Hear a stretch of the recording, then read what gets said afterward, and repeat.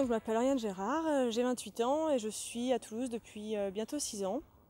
Je suis community manager au sein de l'agence Xprime Group et je travaille notamment pour des clients comme Orange Business Services, Aéroport de Paris ou encore Sage.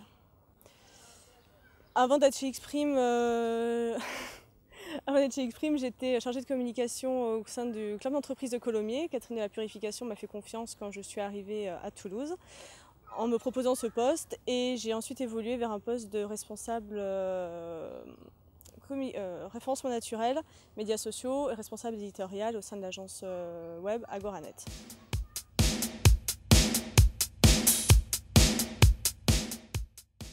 Un community manager, c'est un poste qui est un petit peu à la mode en ce moment parce qu'il y a beaucoup d'entreprises qui ont compris l'importance de gérer leur e-réputation, tout du moins d'essayer de la maîtriser, et l'importance d'être sur les médias sociaux. Et donc, ce qui fait que beaucoup d'entreprises créent des postes de community manager pour justement s'occuper de cette stratégie digitale. Un community manager, ça sert à quoi? Ça sert à écouter, ça sert à répondre à des questions, ça sert à être véritablement un trait d'union, j'ai envie de dire, en fait, entre les internautes et les marques et leurs produits. Ça sert aussi à connaître un petit peu les critiques qui peuvent être émises à l'encontre de ces produits et de cette marque, d'y répondre, donc un petit peu de défendre véritablement l'image d'une entreprise et aussi de mieux connaître les concurrents, ce qu'ils proposent et leurs produits.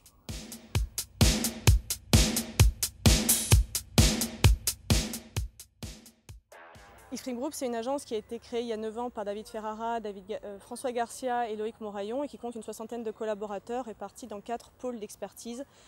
On fait notamment du community management, du brand content, du développement, de l'application mobile, de la vidéo. Et nos clients sont principalement parisiens. On compte de nombreux comptes du CAC 40 notamment. On a la chance de travailler pour Orange Business Services, on a la chance de travailler pour Aéroport de Paris, Yamaha Motor France, Sage, National Sitter entre autres. Et par contre on n'oublie pas qu'on est de Toulouse et donc c'est vrai qu'on a aussi des beaux comptes toulousains qui sont notamment l'aéroport de Toulouse, le TFC ou encore Panosol. Et les laboratoires Pierre Fabre évidemment qui sont un client historique de l'agence.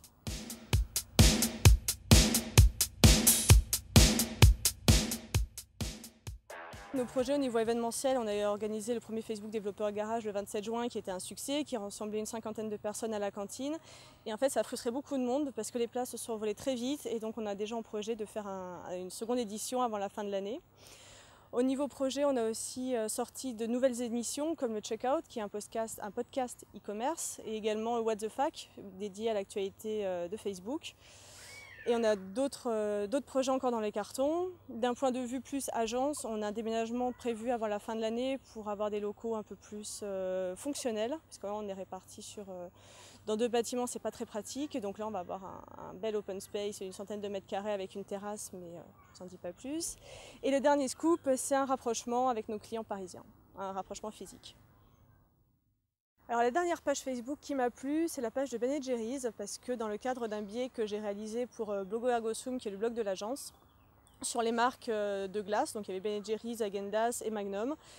J'ai vu la page de Ben & Jerry's et j'ai vraiment accroché sur l'aspect fun, ludique, qui reflétait totalement l'esprit de la marque et sa philosophie, notamment en parlant du développement durable, avec des petits jeux plutôt sympas.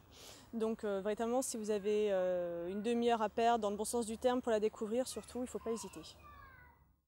Le dernier compte Twitter que j'ai apprécié, c'était celui d'Arnaud Auger, qui est Digital Manager chez Unilever.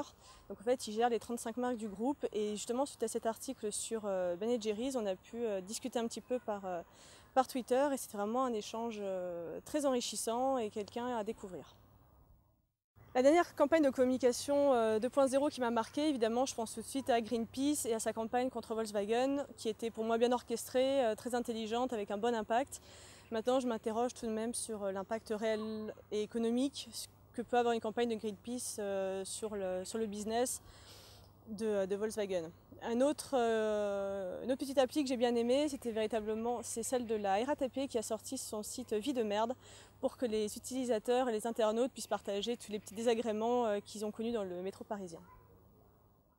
Le dernier blog vu, aucune originalité, c'est celui de l'agence blogoercosum.com puisque étant donné que je travaille dessus et que je contribue les articles, Et du coup, je suis amenée à le relire quand même assez régulièrement. En plus, c'est une mine d'informations plutôt sympa avec justement des sujets aussi variés que du graphisme, du dev, du community management, plein de choses.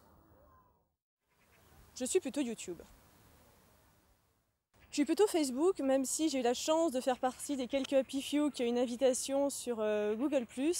Et j'ai pu découvrir la simplicité de l'interface, j'ai beaucoup aimé. Après, il me manque quand même une dimension marque entreprise pour pouvoir l'exploiter encore pleinement comme on le fait maintenant avec Facebook. Plutôt Microsoft ou Apple, disons que je bosse sur PC, que je ne sais pas me servir d'un Mac, mais sans mon iPod et sans mon iPhone, je suis complètement perdue. Quelle stratégie adopter pour qu'Annie Cordy dépasse Lady Gaga sur Facebook et sur Twitter? C'est pas évident. Je préconiserais une petite flash mob avec Télécom Bretagne.